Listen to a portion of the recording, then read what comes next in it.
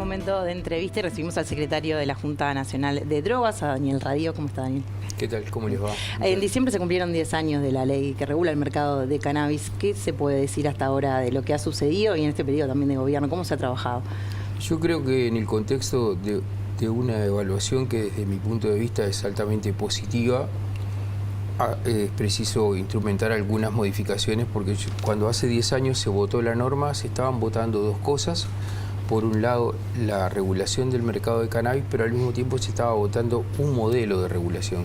Y yo creo que ese modelo hoy está siendo cuestionado desde muchos lados y entonces, por lo tanto, tenemos que introducir algunas variaciones. ¿Y cuáles serían esas variaciones? Bueno, una que se hizo en estos días bastante popular, porque yo propuse, es que no tengamos más registro para los compradores en farmacia. A mí me parece que ya está con el registro, por lo menos para los que compran. Porque en realidad la primera cosa es que yo soy filosóficamente contrario al registro. Me parece que el Estado no tiene por qué estar mirando y supervisando lo que las personas consumen y tutelando su consumo. Segundo, hay contradicciones muy importantes en el sentido de que en Uruguay una persona puede tomar alcohol hasta desmayarse y no tiene por qué contarle a nadie cómo se llama. Sin embargo, para consumir cannabis tiene que dejar el número de cédula. Tercero, porque cuando nosotros miramos a quienes no estamos llegando con el mercado regulado, uno de los sectores a los que no llegamos es el sector más excluido. Probablemente porque para ellos es un gesto bastante dificultoso registrarse. Entre otras cosas que nosotros les pedimos es un certificado de residencia. O sea, a todas las personas que están en situación de calle los estamos mandando a comprar al narco. Y cuarto, porque allí se terminaría de alguna manera esa polémica que hay en torno a lo que se ha dado en llamar turismo canábico, que a mí es una expresión que no me gusta, porque si no hay necesidad de registrarse, entonces las personas extranjeras definitivamente podrían comprar, ¿no? Bien, ¿y qué tan alejados estamos de llegar a esa eliminación del registro? En estos días estoy trabajando con algunos asesores y con algunos técnicos tratando de redactar un proyecto que va a incluir esta, entre otras modificaciones, ¿no? Pero esta es como la que ha pegado más y que ha generado. Que eso entraría como proyecto de ley al Parlamento. Para modificar la ley, algún aspecto, algún artículo de la ley vigente, en definitiva. Sí, luego tengo que convencer para que sea un proyecto del Poder Ejecutivo, ¿no? ¿Hay que convencer al presidente? Entre otras cosas, sí, me parece. Y en este caso sí que es convencer, casi diría en el sentido etimológico, ¿no? Vencer juntos. El año pasado o el anterior se han incorporado una nueva variante que tiene algunas otras características y fue en su momento bastante solicitada. ¿Es posible incorporar una nueva variante en venta en farmacias para este año? Viste que algunas personas que les gusta tomar vino tienen en el fondo de la casa una parra y entonces periódicamente juntan la uva en una damajuana y preparan su vino. Pero la mayoría de la gente no hace eso. La mayoría de la gente va al súper, se para frente a la góndola y elige Tanat, Merlot, Cabernet Sauvignon, Syrah, Carmener, yo qué sé, distintas variedades. El que quiere hacer cannabis tendría que ser igual. Algunos lo plantan en el fondo de la casa, pero otros no. Van a la farmacia y eligen. ¿Y qué eligen? No tienen para elegir. Tienen que elegir este o nada. Bueno, a mí me parece que no está bien eso. Tendrían que tener también variedad para elegir. Y entonces ese fue el gesto que hicimos cuando introdujimos la variedad que se llamó Gama. Nosotros hicimos un estudio de mercado y nos dio que efectivamente había mucha avidez por esto y cuando lo pusimos a la venta, la avidez superó nuestras expectativas al punto de que quebramos el stock. Hubo varios meses en el año en el que la venta fue superior al doble de lo que era habitual. Entonces, estamos pensando primero corregir eso porque cuando yo accedí a esta responsabilidad había solamente 14 farmacias que vendían y ustedes se acuerdan que al principio había hasta cola en las farmacias. Sí. Nosotros logramos superar eso, logramos que las farmacias tuvieran un buen abastecimiento, pero cuando introdujimos la nueva variedad caímos en la trampa otra vez. No nos alcanzó. Bueno, primero que tenemos que establecer correcciones para eso y segundo, ¿por qué no una nueva variedad? Esto lleva sus tiempos porque aunque nosotros lo decidamos administrativamente, las plantas no nos hacen caso enseguida, demoran, tienen que crecer. Bien. Radio, usted hablaba de cantidad de farmacias, ¿se puede un estimado de cuántas hay que vendan en todo el país? ¿No? ¿Hay departamentos que no hay? Sí. ¿Farmacias que vendan todavía? Te decía, cuando yo accedí a esta responsabilidad, que fue hace 3 años y medio, había 14 farmacias. Hoy hay 38 y sin embargo siguen siendo insuficientes. Yo no me acuerdo ahora si son 7 u 8 departamentos que no tienen ninguna farmacia. Entonces tenemos que mejorar eso.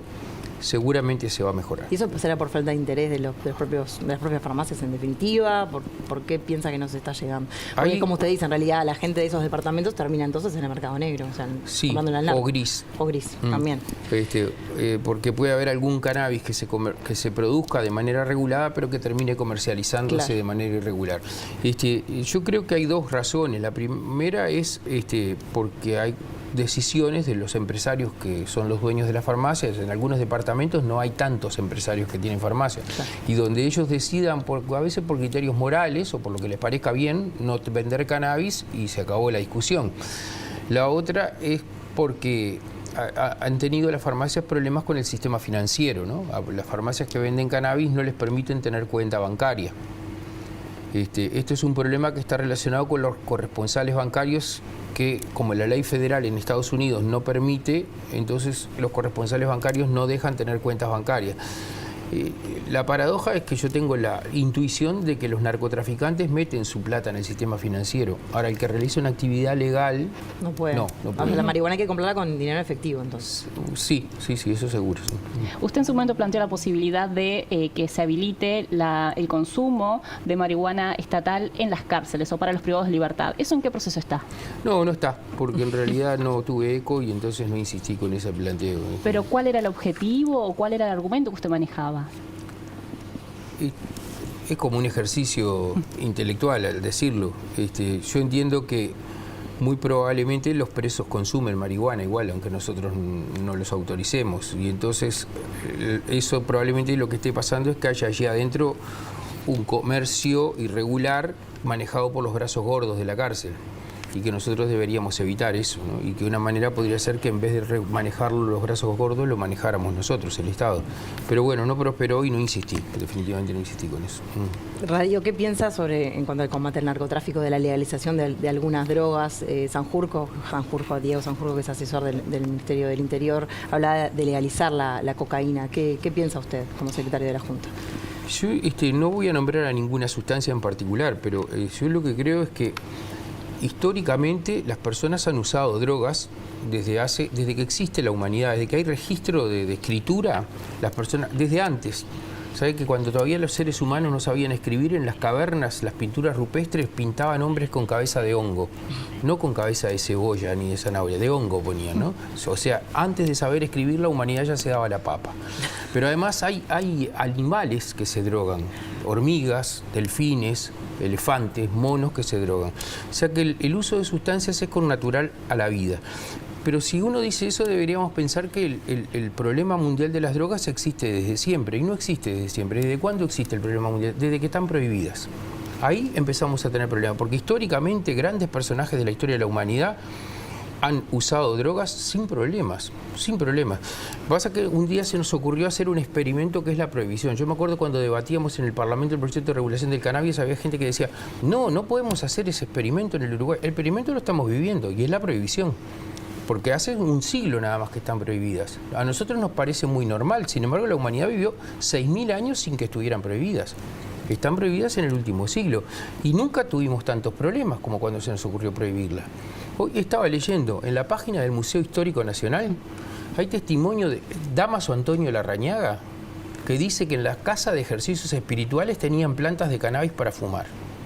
De cáñamo, dice él. Claro. De cáñamo, dice él. O sea, la historia de la humanidad, Juana de Ibarburu, para seguir nombrando uruguayos, usaba drogas.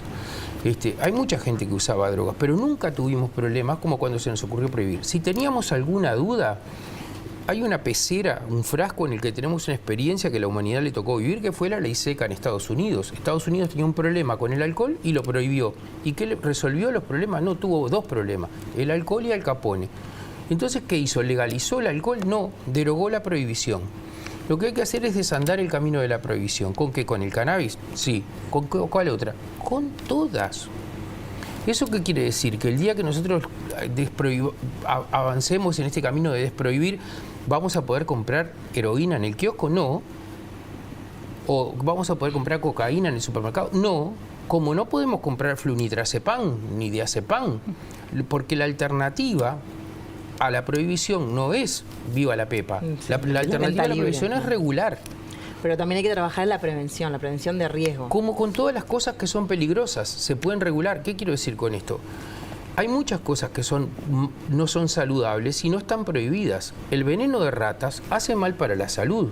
Nadie pide campañas para prevenir el veneno de ratas. Sin embargo, no está prohibido y uno lo puede comprar en el supermercado. Las armas hacen mal para la salud, hasta donde yo sé, no son saludables los revólveres. Y sin embargo no están prohibidos. Está reglamentado, uno no puede ir al kiosco a comprar un revólver. Bueno, eso puede valer para todas las cosas, ¿no? Tenemos que reglamentar y regular el acceso.